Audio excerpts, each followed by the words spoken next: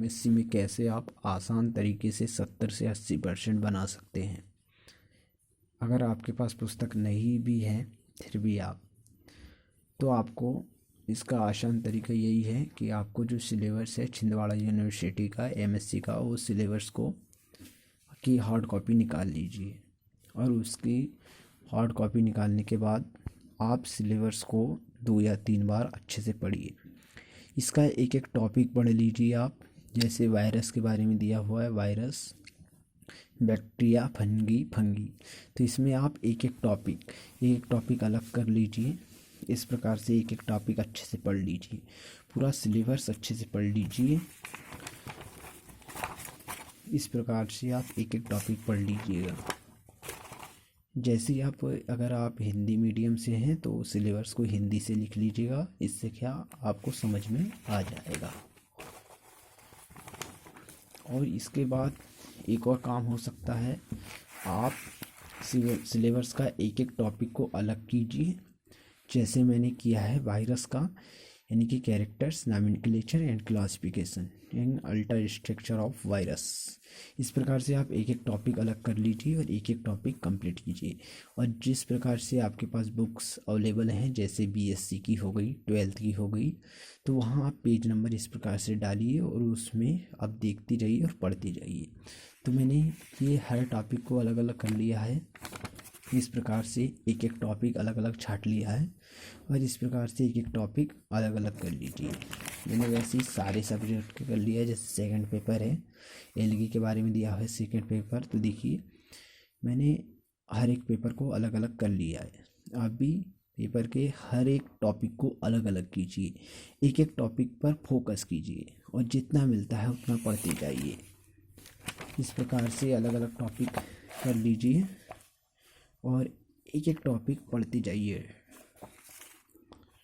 जी। जैसे ये third paper का है, general characters of classification of bryophyta, unit by unit and एक एक टॉपिक को अलग कर लिया है जी। फोर्थ पेपर का भी उस प्रकार से कर लिया है मैंने। तो आप भी इसी प्रकार से एक एक टॉपिक अलग कीजिए और एक एक टॉपिक कंप्लीट कीजिए।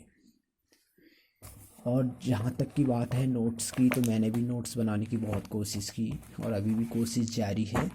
इस प्रकार से नोट्स मैंने तैयार किया, जैसे कि वायरस और बैक्टीरिया के बारे में मेरे 2 टॉपिक तैयार कंप्लीट हो गया, आधा पेपर कंप्लीट हो गया है। इस प्रकार से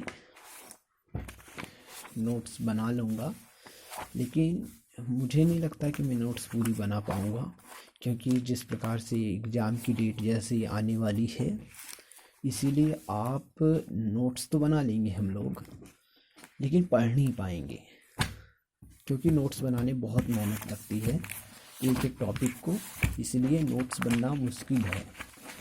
इसीलिए आप जितना भी एक एक टॉपिक मिलता है वह अच्छे से पढ़ लीजिए। बहुत नोट्स क्योंकि बहुत मोटी बन रही है, क्योंकि एमएससी का सिलेबस छोटा दिखता है, लेकिन उसके अंदर देखा जाए तो बहुत, जैसे ये इतने सारे पेज हैं, तो इतने सारे पेज में मात्र यहाँ पे 2 टॉपिक कवर हुए हैं, ओनली वायरस और बैक्टीरिया। यहाँ लगभग 100 पन्ने हैं, 100 पन्ने में 2 टॉपिक कवर हुए हैं, सिर्फ वायरस और बैक्टीरिया। इसीलिए नोट्स बनाने में बहुत दिक्कत जाएगी। तो इसका आसान तरीका यही है कि आप इस प्रकार से टॉपिक कवर कीजिए जी। इस प्रकार से टॉपिक एक एक टॉपिक अलग कीजिए और पढ़िए। मैंने भी नोट्स से लिखकर बनाने की कोशिश भी किया था, लेकिन उसमें भी नाकामयाब रहा जी। इस प्रकार से क्योंकि उतना समय नहीं बचा है जो नोट्स बना पाए, तो मैंने थोड़ा बहुत नोट्स ही बना पाया जी, वायरस और बैक्टीरिया, क्योंकि समय नहीं रहता।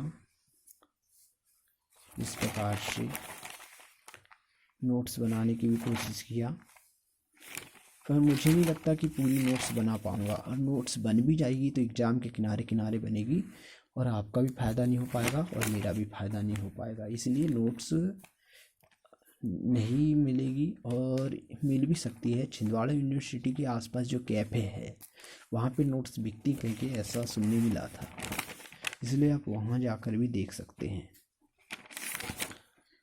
और बात रही प्रैक्टिकल फाइल की, तो आप लोग प्रैक्टिकल के लिए इस प्रकार से फाइल खरीद लीजिए, कोई भी पतली सी फाइल खरीद लीजिए, प्लेन पन्ने वाली, एक साइड कोरा है, एक साइड लाइनिंग है, कोई दिक्कत नहीं है। पतली सी फाइल खरीद लीजिए और लिख लीजिए। और आसान तरीका वही है पढ़ने का।